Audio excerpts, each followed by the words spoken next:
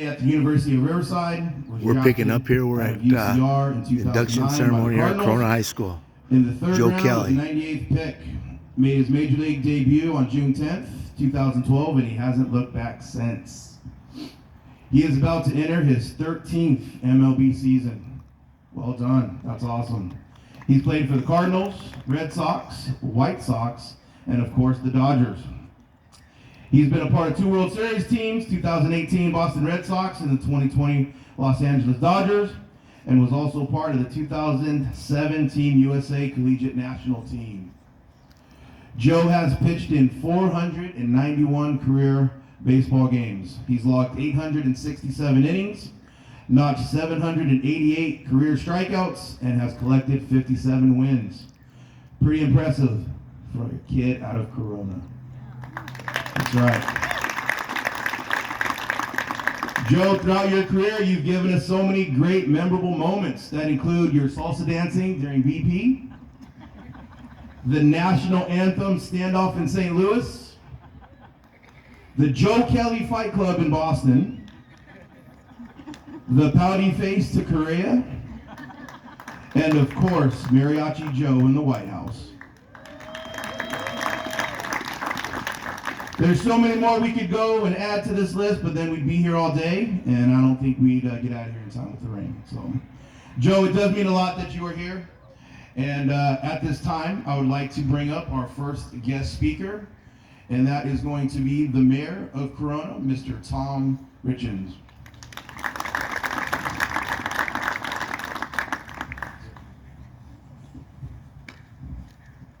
Welcome everybody to Joe Kelly Day here in Corona. I don't know if any of you guys have watched the YouTube videos of Joe. He is actually the nicest guy in the world. He will throw a pitch, it'll get a little close. Joe says, thank you, here's your pitch. The guy's a little upset, but Joe says, hey, come on out to the mound and talk about it. And then the next thing you know, all the teams are out there on the mound talking about it. So, very kind, super kind. And we all know that Joe grew up in Corona, and with Corona comes Rodrigo's. I'm assuming you've been there many times. They have a mariachi band. So when Joe's out in the real world, he misses the mariachi band and gets a jacket. And of course, clearly it was for Rodrigo's. So on behalf of the management team at Rodrigo's, the mariachi band at Rodrigo's, your city council, all the citizens, we love you, we thank you, and we're glad we could have Joe Kelly Day.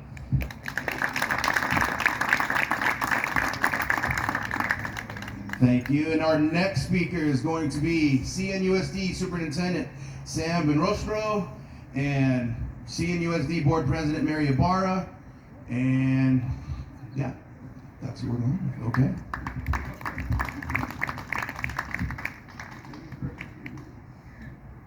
Well, I'll fix this way because it's not this way. But Coach he stole my speech. So my speech is going to be very short. But on behalf of Corona Norco School District, we are very, very proud of you. Everything is back there already. You graduated in the class of 2006. You made those kids proud, and we put it all over Facebook, so everybody, they'll be getting here any minute now. But we're very proud of you, and we know that you still have more in the tank, and we look forward to watching you again this season with the Los Angeles Dodgers.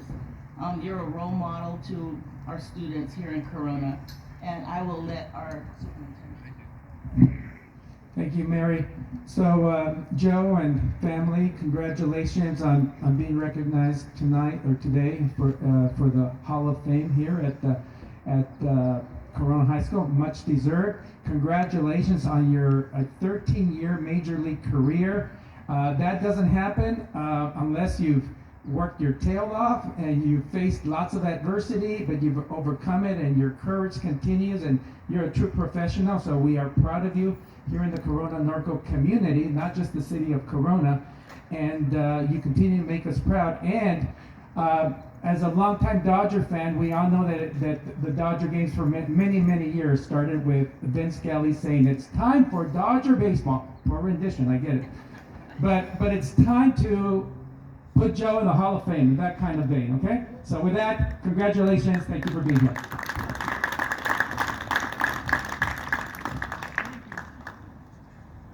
All right, our next speaker is Mr. Ben Sanchez, principal of Corona High School, and the legendary Coach Wilkerson has just showed up. Coach Wilk, thank you for coming. We love you. There's Coach Wilkerson. He's over 90 years old. He was my high school How coach about as one well. more big round of applause for Coach Wilkerson as he's showing up here today. So Joe, again, thank you for all that you've done to promote Corona High School baseball. This program is what it is today because of the foundation that you set for this program several years ago. I told Joe before the game I didn't think I could come up here and stand saying that he was a member of the Chicago White Sox, so thanks for rejoining the Dodgers. We appreciate that. Again, Joe, thank you. Congratulations for your enshrinement into the Corona High School Baseball Hall of Fame. Thank you.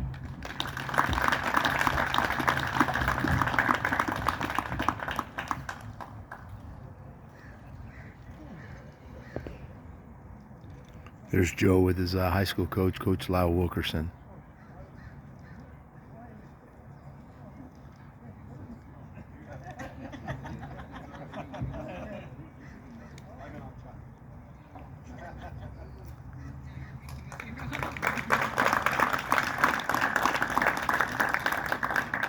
This is what next coaching up is we all about. have- We're going to go with Joe's Little League coach, Rick Krzyzak.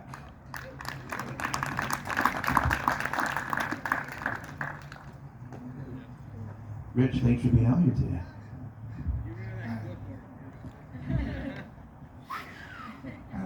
You know, I started, excuse the voice a little bit, I've had some throat issues lately. I started writing stuff down here, and it never works, you know, all that stuff. But I'm going to start with the family a little bit. Joe, I've known for a long time. Joe Sr., Wendy, Lene, the miracle Chris, Joe, another miracle in my opinion.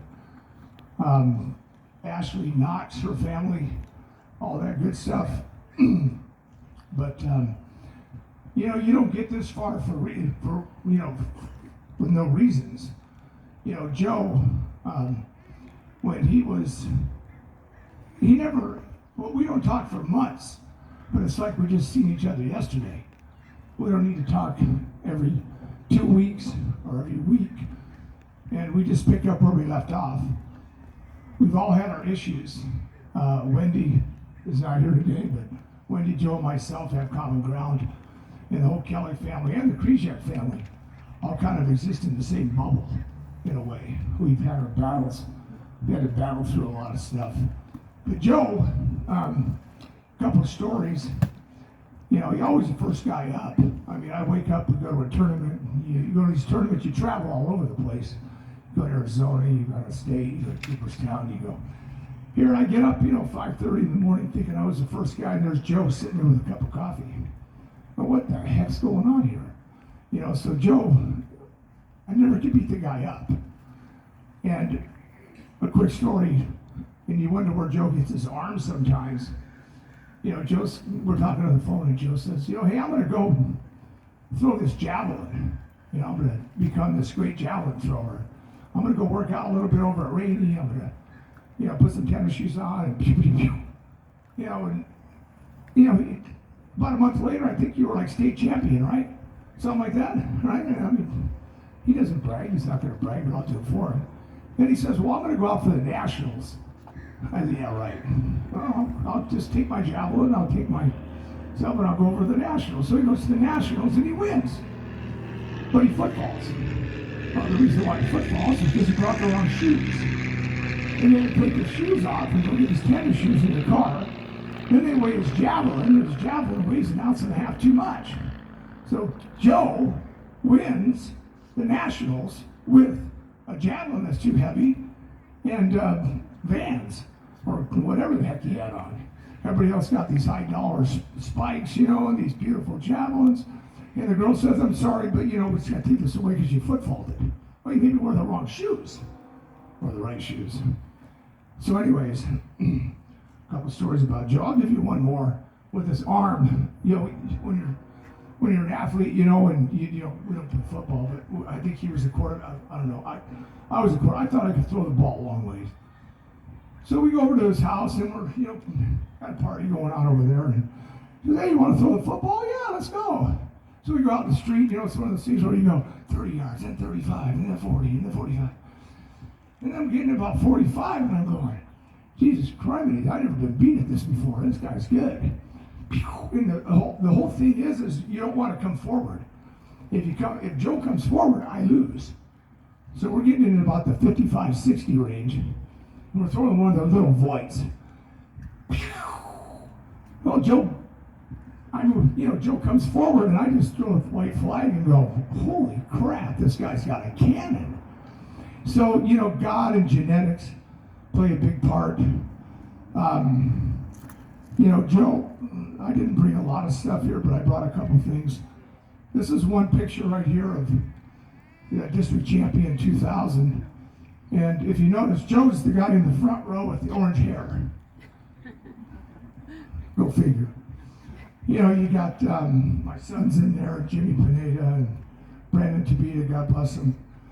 Tyler Hecklin, Taylor, Billy Abina, Zendejas. I think Zendejas is in there. Matt Spartman, a whole bunch of guys. Josh Bourgeois. And then you move into the next picture.